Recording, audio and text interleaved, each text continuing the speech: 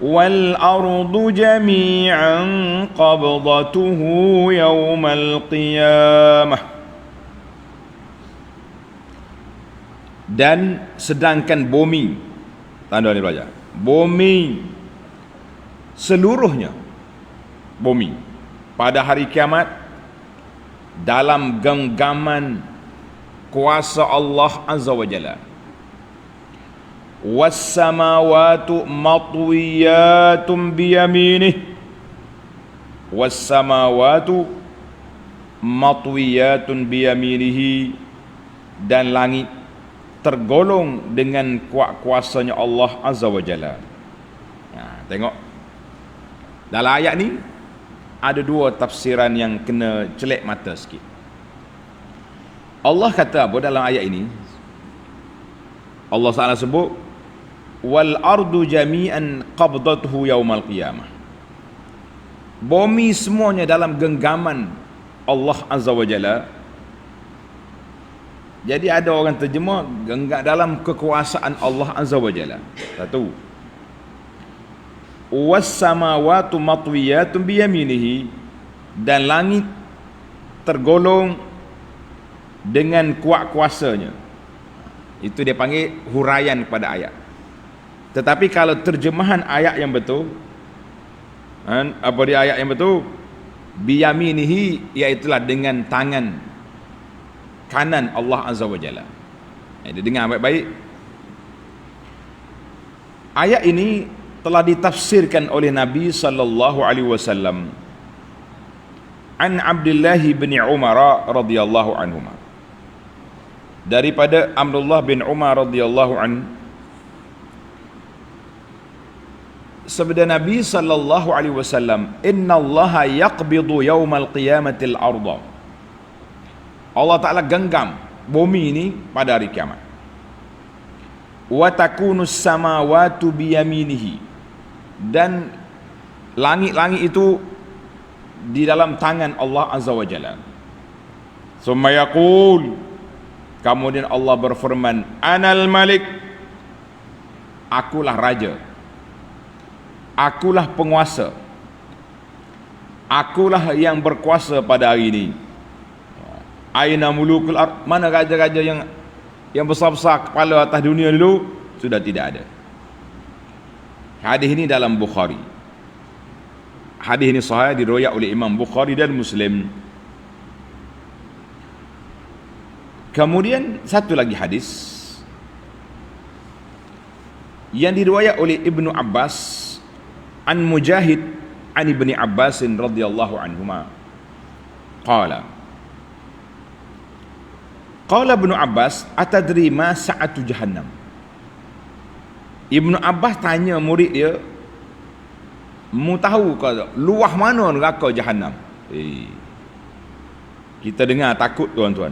Luah mana neraka jahannam? Kata Mujahid, la, saya tak tahu. Tuan guru Ibnu Abbas lah cerita. Qala ajal, wallahi ma tadri. Betul, kalau kamu tak tahu, betul. Sebab kamu tak dengar lagi hadis ni, hadis Nabi sallallahu alaihi wasallam ini. Haddatsatni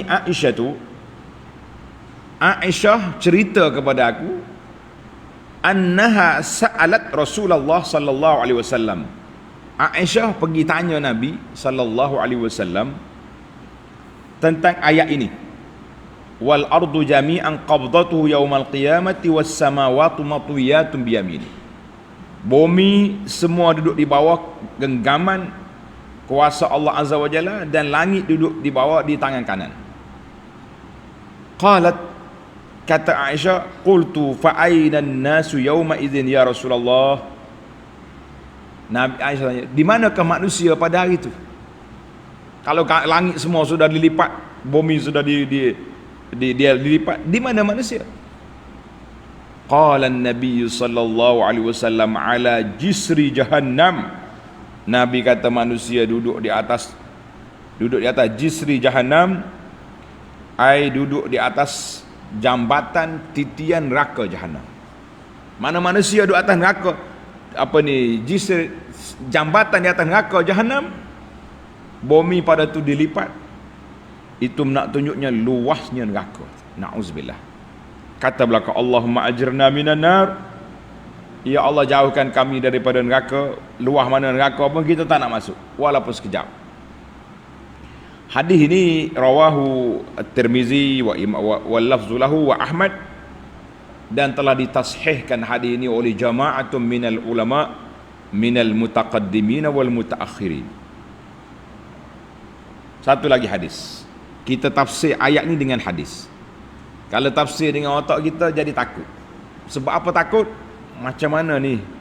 Kan sebut tentang biyaminihi fi qabdatihi, macam mana? Sebuah lagi hadis sahih dikeluar oleh Abdullah bin Mas'ud radhiyallahu anhu. Hadis ini dalam Bukhari dan Muslim. Ja'a habrun ila Nabi sallallahu alaihi wasallam. Seorang pendeta Yahudi mari jumpa Nabi. Faqala, ya Muhammad, atau ya Abul Qasim. Muhammad, ataupun dia panggil gelaran Nabi Abul Qasim. Inna Allah Ta'ala yumsikus samawati yawmal qiyamati ala isba'. Allah Ta'ala pegang langit pada hari kiamat di atas satu jari. Wal aradina ala isba'. Bumi-bumi ini atas satu jari. Wal jibali wasyajari ala isba'. Bukit-bukit, pokok-pokok atas satu jari. Wal ma'a wathara ala isba'. Air-air ini atas satu jari. Wasairal khalqi ala isba', dan semua makhluk lagi di atas satu jari. Summa yahuzzuhunna, kemudian Allah Ta'ala goncangkan benda-benda tadi. Fayaqul anal malik, Allah kata, akulah pemerintah, penguasa pada hari ini. Fadhahika Rasulullah sallallahu alaihi wasallam ta'ajjuban mimma qala al-habr. Nabi ketawa kerana ta'ajjub dengan apa yang disampaikan oleh pendeta Yahudi tadi. Tasdiqan lahu, membenarkan apa yang dia tu kata, mujub dalam kitab Tauratmu tu sama dengan apa yang aku tahu. Allahu akbar. Kemudian Nabi baca ayat ni. Wa ma qadarullaha haqqa qadrih wal ardu jami'an qabdatuhu yawmal qiyamah was samawati matwiyatun biyaminih subhanahu wa ta'ala amma yusyrikun. Dia baca ayat ni. Baik para jemaah sekalian, hadis-hadis yang kita baca ni sahih, jelas. Cuma bagaimana sikap ulama Islam ketika menerima ayat-ayat seperti ini. Dia panggil ayat-ayat sifat yang menyebut tentang tangan, tentang qabdah, tentang genggaman dan sebagainya. Maka menjadi kewajipan kepada kita para jemaah sekalian, bila tentang ayat-ayat sifat, wajib kita balik kepada ayat laisa kamitslihi syai'un wa huwas samiul basir. Allah Ta'ala ni tak sama dengan makhluk. Mu jangan duk mikir bagaimana tangan Tuhan, bagaimana Tuhan nak apa ni, genggam, bagaimana. Kalau kita berfikir, kita akan jadi pening. Habis kita sebut sebagaimana Allah sebut, kita sebut sebagaimana disebut oleh Nabi sallallahu alaihi wasallam. Ana ambil huraian dalam tafsir Al-Munir. Tuan-tuan tanya, tafsir Al-Munir dalam ayat ini, ayat Az-Zumar ni, muka surah 365. Kata Syekh Wahbah Az-Zuhaili rahimahullahu taala, dia kata dalam tafsir ini ada dua pandangan ulama. Saya bagi dua pandangan supaya kita tidak keliru dan tidak mudah nak melemparkan sebarang tuduhan kepada orang. Dengar ni pelajar-pelajar. Dia kata maksud matwiyatun biyaminihi, dilipat dengan tangan dia. Ulama-ulama khalaf dia takwil, dia kata dengan kuasa Allah. Dengan kuasa Allah, bi al-qudrah. Wa hadhil jumlah, maknanya jumlah ayat ini menunjukkan kepada keagungan Allah Azza wa Jalla dan kesempurnaan kuasa Allah Azza wa Jalla. Dia boleh ambil bumi dengan langit ni dengan kuasa Allah Ta'ala, dihimpunkan dan dilipat dan sebagainya. Itu pandangan ulama khalaf. Wa yaras salaf, tulis pelajar. pandangan ulama salafus salih. Ulama salafus salih dia beriman wujubul iman bihadhihi zawahir. Wajib kita beriman dengan ayat-ayat yang zahir ini. Allah Ta'ala tak turunkan ayat supaya kita jadi keliru, tidak. Kenapa Tuhan sebut samawatu dalam ayat kita ni qabdati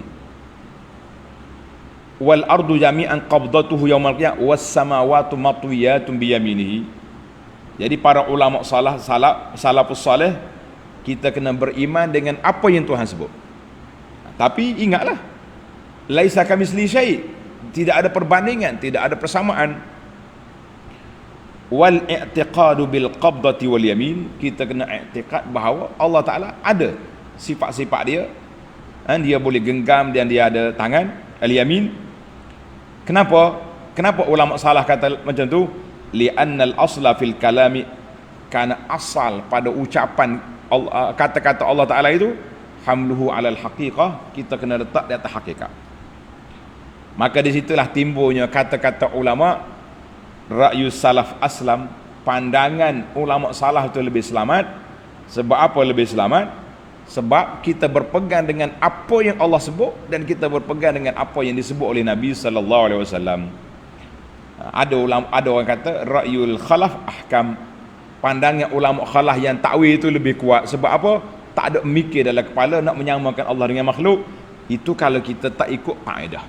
Tapi kalau kita ikut kaedah bahawa sifat Allah Ta'ala tidak sama dengan makhluk, mukhalafatuhu lil hawadis, Allah Ta'ala tak sama dengan makhluk.